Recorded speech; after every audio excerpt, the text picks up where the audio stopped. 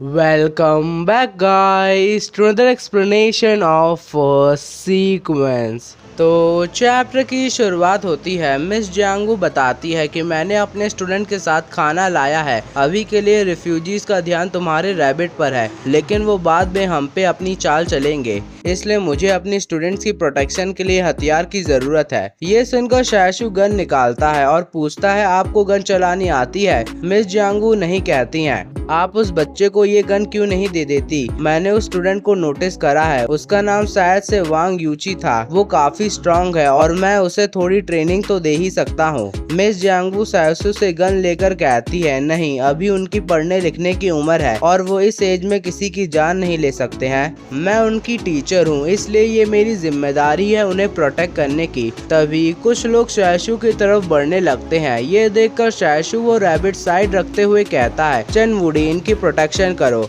वो बंदे कहते हैं, तुम इतना सारा खाना इतने कम लोग कैसे खत्म करोगे? क्यों ना तुम अपना खाना हमारे साथ शेयर करो। तभी एक बंदा चाकू निकाल कर कहता है, इनसे पूछ क्या रहा है, छीन ले, ये तो बस बच्चे हैं। वो चाकू वाला बंदा शैशु पे हमला करता है, लेकिन शैशु उस चाकू वाले बंदे का हाथ कस के पकड़ लेता है। वो बंदा शैशु से अपना हाथ छुड़वा ही नहीं पा रहा होता है और शैशु की पावर को देखकर बोलता है, ये तो इम्पॉसिबल है। तभी शैशु उसका हाथ तोड़ देता है और उसका हाथ छोड़कर बोलता है, अगला कौन है? तभी कुछ लोग मिस जियांगवो और उनके स्टूडेंट्स पे भी हमला करने आते हैं। मिस जियांगवो उन लोगों पर गन पॉइंट करते हुए कहती है, आगे मत बढ़ना, लेकिन वो बंदे आगे बढ़ रहे होते हैं। ये देखकर चनवुडी अपनी गोल्डन रॉड निकाल लेता है।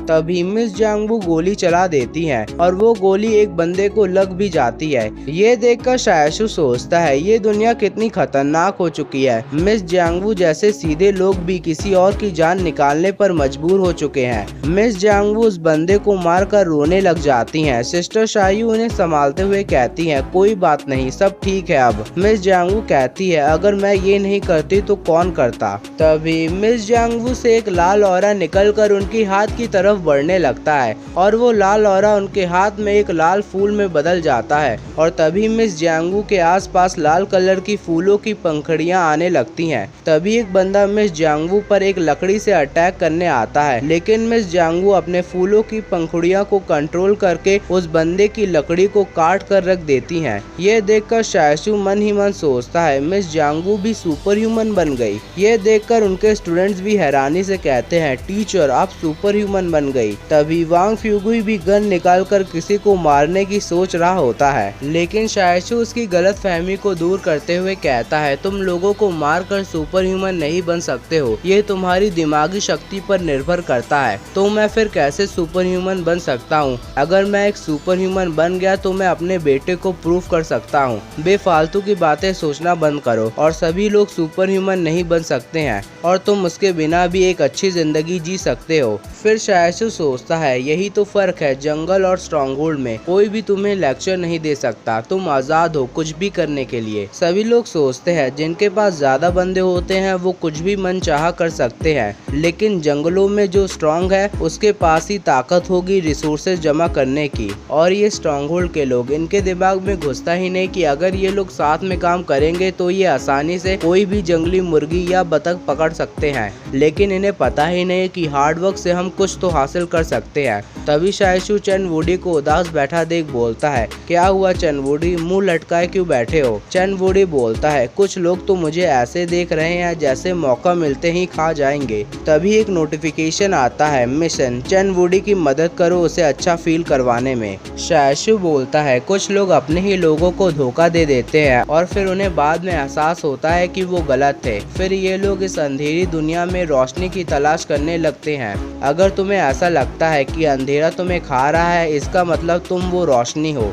मास्टर, क्या ये सच है? ऑफ कोर्स, मैंने कभी झूठ कहा है क्या? तभी एक नोटिफिकेशन आता है, मिशन कंप्लीट। आपको रिवॉर्ड के तौर पर 1 पॉइंट स्ट्रेंथ में ऐड होता है। और गाइस, शैशु ने बस अपना मिशन कंप्लीट करने के लिए ये बकवास करी होती है। फिर शायशो सोचता है मेरी स्ट्रेंथ पे बस 1 पॉइंट ऐड हुआ है, लेकिन मुझे कुछ बिगनर लेवल की स्किल ट्री चाहिए। गाइस, राइटर ने स्किल डुप्लीकेशन स्क्रोल का नाम बदल कर स्किल ट्री रख दिया है। ग्रेटिट्यूड पॉइंट नाम चेंज करके एप्रिसिएशन पॉइंट रख दिया है। स्ट्रांगहोल्ड का नाम चेंज करके बैरियर रख दिया है। और थग्स, जो एक सुपर ह्यूमन ऑर्गेनाइजेशन थी, इसका नाम भी बदल कर रेबेलियन रख दिया है। मतलब राइटर ने हर चीज का नाम बदल दिया है। पता नहीं फ्यूचर में राइटर शायशु का नाम ना बदल दे। फिर शायशु चैन वुडी से कहता है कुछ मीट खाकर सोने चले जाओ, अभी हमारे सामने एक लंबा रास्ता है। ठीक है मास्टर। फिर सीन शिफ्ट होता है अगली सुबह। सभी लोग जाने के लिए तैयार होते हैं, तभी गाड़ियों की आवाजें आने लगती है और एक बंदा कहता है ये तो लीज है, मुझे पता था कि वो हमें बचाने के लिए जरूर आएंगे।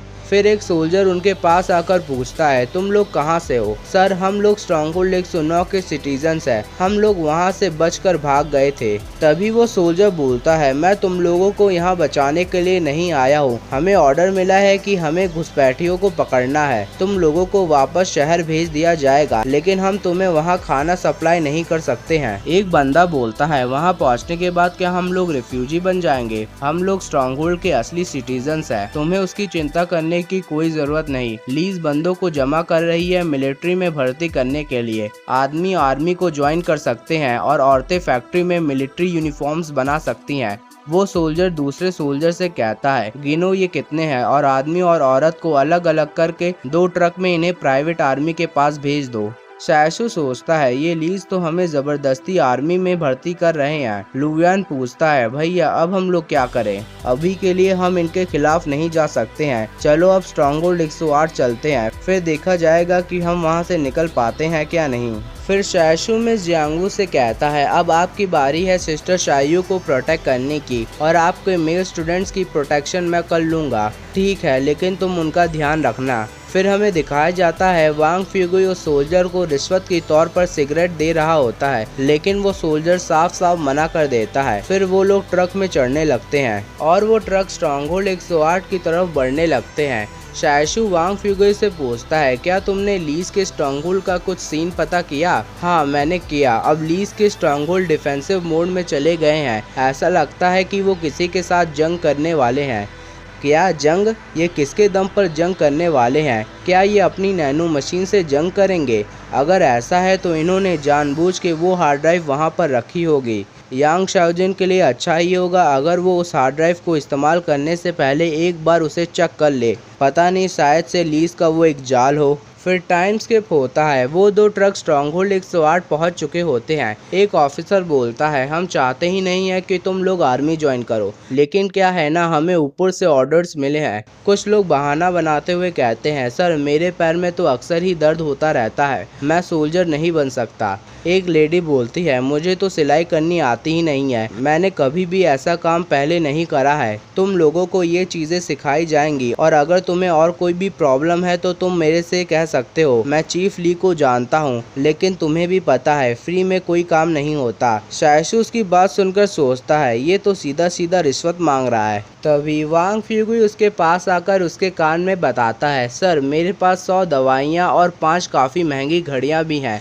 लेकिन वो ऐसा है ना, मेरे लोग भी कुछ ज़्यादा है, लगभग 20 स्टूडेंट्स हैं। और आप सोचिए ये स्टूडेंट्स क्या ही कर सकते हैं, इनका आप फ्यूचर बर्बाद कर रहे हैं। अगर आप इन्हें सोल्जर या वर्कर बनाएंगे तो ये इनके टैलेंट की सीधा सीधा बर्बादी है। वो ऑफिसर बोलता है मैं बस फीमेल स्टूडेंट्स को ही जाने दे सकता हूँ, और वैसे भी तुम्हारे इन मेल स्टूडेंट्स की एक परफेक्ट उम्र है मिलिट्री ज्वाइन करने की। ये सुनकर वांग फ्यूगुई सोचता है मुझे बाकियों से कोई फर्क नहीं पड़ता, लेकिन मैं शायशु को आर्मी ज्वाइन नहीं करने दे सकता। वांग फ्यूगुई शायशु को दिखाते हुए कहता है इसे देखिए, इसके चेहरे पे मत जाइए, सच बताओ तो ये मेरा अंकल लगता है और इसकी उम्र आपकी एज रिक्वायरमेंट से भी काफ़ी ज़्यादा है। वो ऑफिसर वांग फ्यूगुई से कहता है लाओ वांग, कुछ तो शर्म कर लो, और सच बताओ तो जितना तुमने मुझे दवाइयाँ और घड़ियाँ दी हैं वो बस गर्ल्स को ही जाने देने के लिए काफ़ी हैं, तुम बॉयज़ को यहाँ से नहीं ले जा सकते। वांग फ्यूगुई फिर हार मान लेता है और बोलता है हम बस फीमेल स्टूडेंट्स को ही निकलवा सकते हैं। अब हम ऐसा कर सकते हैं कि जब तुम लोग मिलिट्री ज्वाइन करके शहर में आओगे तब हम सारे लोग वहां से भाग जाएंगे। शायशु भी मन ही मन सोचता है अब हमें यही करना पड़ेगा, बस ये प्लान सही से चल जाए।